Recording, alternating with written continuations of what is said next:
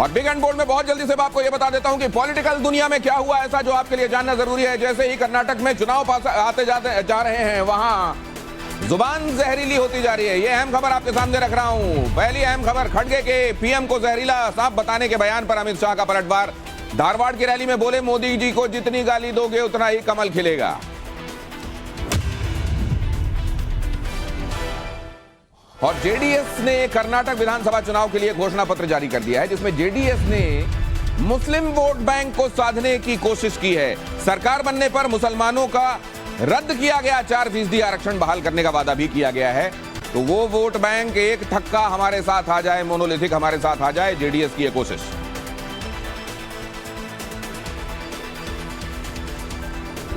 और उत्तर प्रदेश के सीएम योगी आदित्यनाथ एक बार फिर माफियाओं पर जमकर बरसे। बलरामपुर की जनसभा में योगी आदित्यनाथ ने कहा, वो कौन से लोग थे जो इतना सारा पैसा हड़प जाते थे, लूटते थे और छाती चौड़ी करके चलते थे। ऐसे माफियाओं को उठाकर हमने जेल में बंद कर दिया, गले में तख्ती लगाकर वो जान की भीख मांग रहे हैं।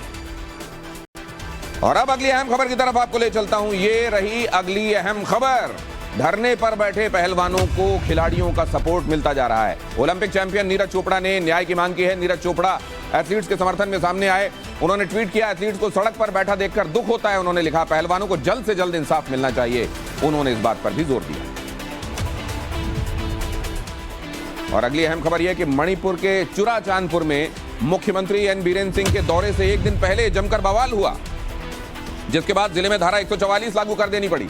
इसके साथ ही इंटरनेट पर भी अस्थायी रूप से प्रतिबंध लगा दिया गया। भीड़ ने देर रात एक ओपन जिम में आग लगा दी थी, जिसका उद्घाटन सीएम बीरेन सिंह को करना था।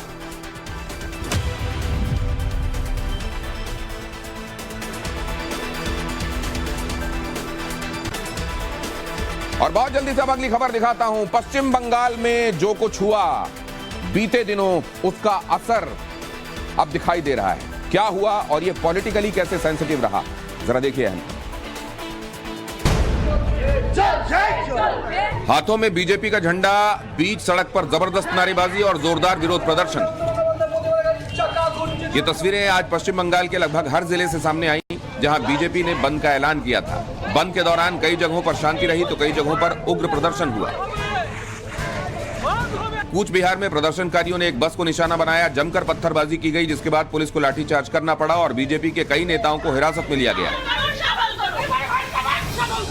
कूच बिहार में ही बंद के दौरान टीएमसी और बीजेपी के कार्यकर्ता बाजार बंद कराने को लेकर आमने सामने आ गए, जिसके बाद पुलिस को बीच बचाव करना पड़ा। सिलीगुड़ी में जगह जगह बीजेपी कार्यकर्ता सड़क पर उतरे और बाजार बंद कराया। बंद का असर सिर्फ बाजारों पर नहीं, कई जगह दिखा। प्रदर्शनकारियों ने ट्रेन की पटरियों पर धरना दिया और सेवाएं रोक दी। दरअसल पश्चिम बंगाल के दिनाजपुर में बीजेपी नेता की हत्या और कालियागंज में पिछले हफ्ते एक नाबालिग से रेप और मर्डर के बाद बंगाल की सियासत गर्मा गई थी। ऐसे में आज बीजेपी ने 7 जिलों में 12 घंटे का बंद रखने का ऐलान किया था, जिसके बाद जगह जगह ये प्रदर्शन हुए। जो बाइडेन की चोरी पकड़ी गई, क्या हुआ, कैसे हुआ, आपको बताऊंगा, लेकिन उससे पहले देखिए पॉलिटिकल बीएनबी क्विक। ये रहा आपके सामने। महिला पहलवानों से यौन शोषण के आरोपी भारतीय कुश्ती संघ के अध्यक्ष बृजभूषण शरण सिंह के खिलाफ दिल्ली पुलिस एफआईआर दर्ज करेगी। दिल्ली पुलिस ने सुप्रीम कोर्ट में ये बात कही है। आपको बता दें कि पहलवान बीते 6 दिनों से दिल्ली के जंतर मंतर पर धरना दे रहे हैं। पाटीदार आंदोलन हिंसा के मामले में सुप्रीम कोर्ट ने बीजेपी नेता हार्दिक पटेल को जमानत दे दी है। इससे पहले हार्दिक पटेल को निचली अदालत ने दोषी ठहराते हुए 2 साल की सजा सुनाई थी। पटेल पर आंदोलन में दंगा, हिंसा और आगजनी के आरोप हैं। पीएम मोदी ने देश में रेडियो कनेक्टिविटी बढ़ाने के लिए 100 वाट कैपेसिटी के 91 एफएम रेडियो स्टेशंस का उद्घाटन किया। इस कदम को प्रधानमंत्री ने ऑल इंडिया एफएम बनाने की दिशा में अहम बताया। पीएम ने कहा, रेडियो से मेरा रिश्ता होस्ट और श्रोता दोनों का है। आबकारी नीति से जुड़े मनी लॉन्ड्रिंग केस में मनीष सिसोदिया की जमानत याचिका को राउज एवेन्यू कोर्ट ने खारिज कर दिया है। आरोपी राजेश जोशी और गौतम मल्होत्रा की बेल पर कोर्ट 6 मई को फैसला करेगी। इससे पहले कोर्ट ने सीबीआई केस में याचिका को खारिज किया था और आज ईडी मामले में भी जमानत याचिका खारिज हो गई। आज दिल्ली में रक्षा मंत्री राजनाथ सिंह की अध्यक्षता में एससीओ के डिफेंस मिनिस्टर्स की बैठक हुई। इस दौरान रक्षा मंत्री ने सभी एससीओ देशों को आतंकवाद से एकजुट होकर लड़ने का संदेश दिया। बता दें कि मीटिंग में पाकिस्तान के विदेश मंत्री वीडियो कॉन्फ्रेंसिंग के जरिए शामिल हुए।